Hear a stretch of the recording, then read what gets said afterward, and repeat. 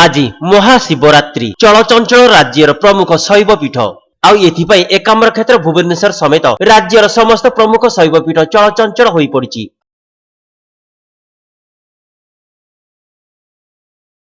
आज भोर 3टारू लिंगराज द्वारा फिटा नीति अनुष्ठित होइथिला। यहाँ पर महादेव को विभिन्न नीतिकांत जारी रहिथिला। प्रथम थर पर लिंगराज मंदिर सिंहद्वार सह मंदिर बेढ़ा को विभिन्न फूल सजा जाइछि। एथिपाई प्राय 15 लाख टंका खर्च होइछि। श्रद्धालुओं सुविधा पाई सिंहद्वार सम्मुखर 200 मीटर जाए ब्यारिकेड करा जाइछि।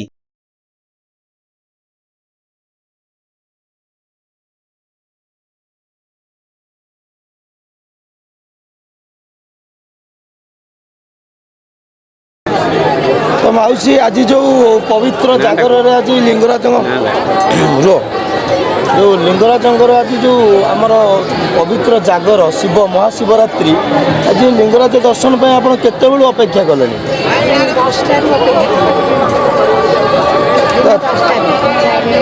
जो भावुंट जो लेट होमती भक्त मैंने असुविधार अच्छा तो क्या दोष देवे बोली आम भावुँ। अच्छा तापर माउसी आप नाटा कहतु कौटू आखिपालू आसते बेलू आसिले एपर्यंत बाबा दर्शन होना भावुं मन आज दर्शन हम कि हम दृढ़ विश्वास आर वर्ष 5टा बेलू बेढ़ा भितर पशि वर्ष 5टा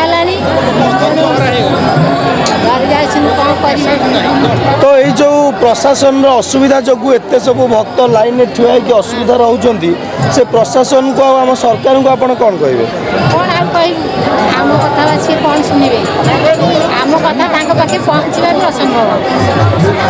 अच्छा धन्यवाद माउसी। तो दीदी फास्ट आप ना कौन कौटू आसुँच रसलोड रु आज हूँ पवित्र जागर तो ये जो आपण जो महाप्रभु लिंगराजंकर जो दांडे ठिया एत सब लाइन लगी ढेर सारा लक्ष लक्ष भक्तों भितर तो कौन कहे कहार असुविधा एत सब हो प्रशासन तेणुक माने वर्ष किंतु लाइन आम आसलु 8टा बेलू किंतु कौन करवा आसीचे जेहेतु ठाकुर तो दर्शन निहाती करवा किंतु यही कष्टा कौन कह आज जो जागर जागर विषय कौन कहे कि त्रुटि आम शुणा पाइचे कि त्रुटि अनेक भक्त ये अपेक्षा कर उजागर शिवरात्रि को ता विषय आम लोक मान कौन कहे ना से किसी कहे ना किंतु एटा तो माने वर्ष के थरे गोटे जागर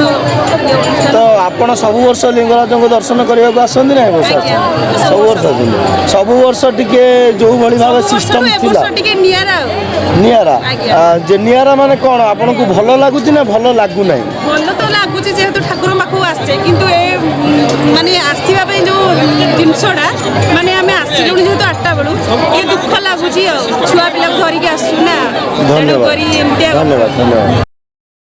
छाई पे अस्थायी सेट भी निर्माण होइछि। नीति निर्घंट अनुसार आज राति 10टारे महाप्रभु महादीप उठिब। एथर मंदिर बाहर मध्य श्रद्धालु दीप जाली पारिबे।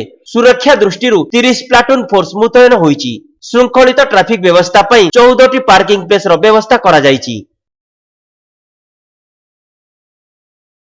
नमस्कार जय जगन्नाथ जय प्रभु लिंगराज आमे चरण नना शरण नना दी जन बुलुथलु शैव पीठ प्रभु लिंगराज पीठ आज आ पूर्व जाइलु धवलेश्वर पीठ आ शैव पीठ रे अति आडंबरपूर्ण लिंगराज प्रसिद्ध शैव पीठ एठारे सबु पूजा पंडा मानकर नीति आ नियम बाकी समस्ते प्रशासन सेवा अति सुंदर भाव चली बाकी भक्त मानकर धाड़ी लगी अति सुंदर लगुच आम दी जन नना आसिक भी धन्य हो।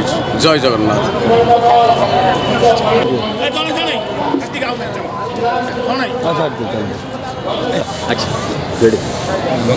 नमस्कार आम स्वस्ति को स्वागत करुँ।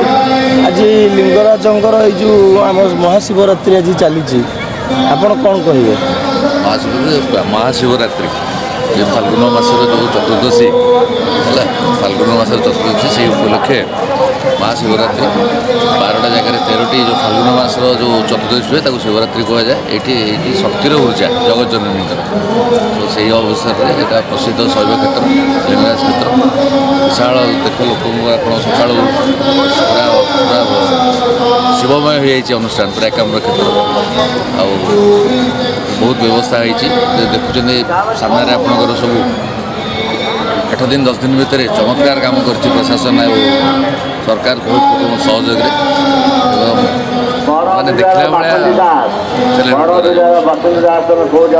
जो आम लक्ष लक्ष भक्त लाइन में अच्छा बाबा को दर्शन करने आम शुणा पाइलु कि सोशल मीडिया रे किसी प्रोब्लेम होउची माने दर्शन करिवार किसी असुविधा होउची ता विषय कौन कहिबे मंदिर असंभव लोक होती आप भी देखिपे लोक शांति श्रृंखला सहित ठुआ धैर्यर सहित ठुआ सो से किसी नाई लोक जी चाहते जीवे सांगे सांगे बाहर से नीति अनुसार दर्शन करा नीति भी चलती दर्शन भी चलती